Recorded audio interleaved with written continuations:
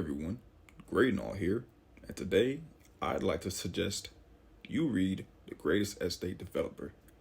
It's an isekai manhwa about a man named Suho Kim, an intelligent civil engineering student who was transported to the body of Lloyd Frontera, the selfish and violent noble son of the Frontera County. And with this transference of souls, Suho Kim utilizes his skills, eloquence, and an unknown power granted by the absolute of this new world to solve problems in and develop the county with its new chance at life.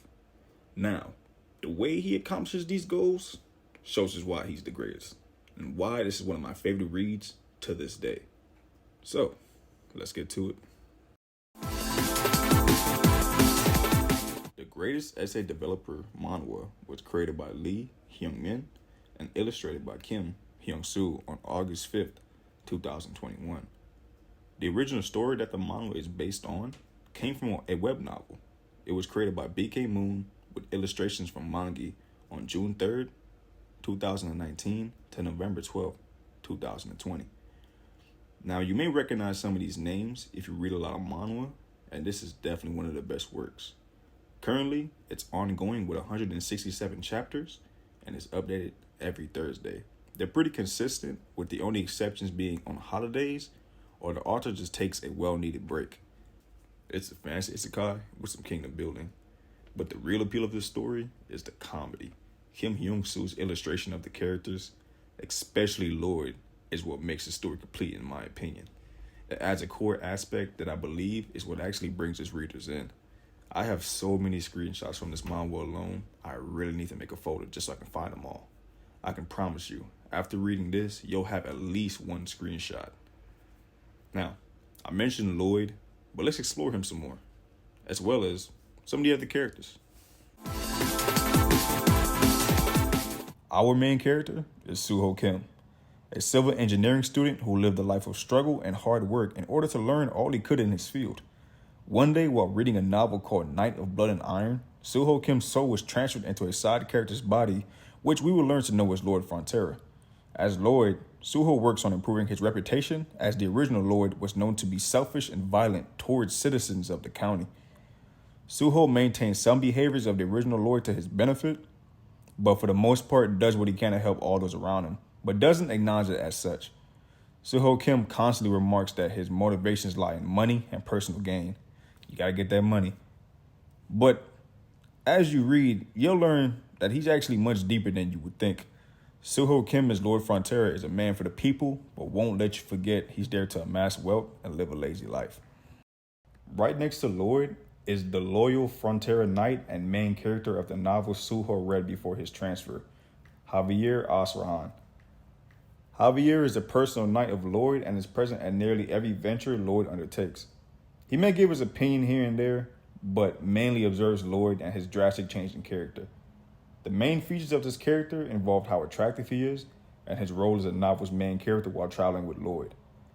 Javier does not agree with Lloyd's methods at all, often speaking out against it, but eventually follows along more and more as the story goes on. Javier is a very calm character, but don't let that fool you. He starts to take part in the comedic factor of the story, and it is fantastic. I believe he keeps the balance when it comes to Lloyd's antics, and he plays more of a role the more you read. Side characters, there are a bunch. They may not be present in every chapter, but seeing them develop alongside the two mains is also a key part of the story. The most notable side characters to me have to be the Queen, Alicia Magentano, Lloyd's parents, and Lloyd's cute pets who I know we all love, and are actually the reason why a lot of his ventures succeed to begin with. For the villains or antagonists, there are multiple. This story doesn't operate in arcs, but in a continuous ecosystem of change. Some villains are temporary in their villainy, as Lloyd usually makes them submit to his heavily skewed demands, and some his knight or he himself defeat. Most of the villains are continuous adversaries and provide problems that Lloyd or side characters have to deal with. They are interesting in their developments and aren't random, meaning they aren't just put in just to have an issue. The main villain of this story is actually a universal threat that we'll learn about the deeper that we get into the story. I mentioned the story had kingdom building, and this is achieved by Lloyd utilizing his knowledge as a civil engineering student, his experience with part-time jobs such as construction, and a strange power granted by the absolute of the world in order to solve problems that the people of the Frontera County present. You would notice that over time, the Frontera County starts to have similarities with the modern world of his time, and not just the county, but all the people he comes across. Overall, the focus is the modernization of the county and how every character changes and adjusts to this new Lloyd that Suho Kim has created.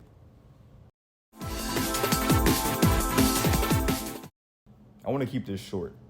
If you couldn't tell already, I love this manhwa. I like the way the characters interact, the world building over time, and the comedic aspects for sure. My favorite genre for any story usually has some form of world building, and this scratches that itch.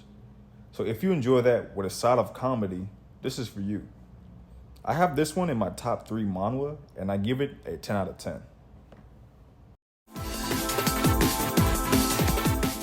I want to thank you for watching this, as this is my first video on this channel, and I hope you give the story a chance.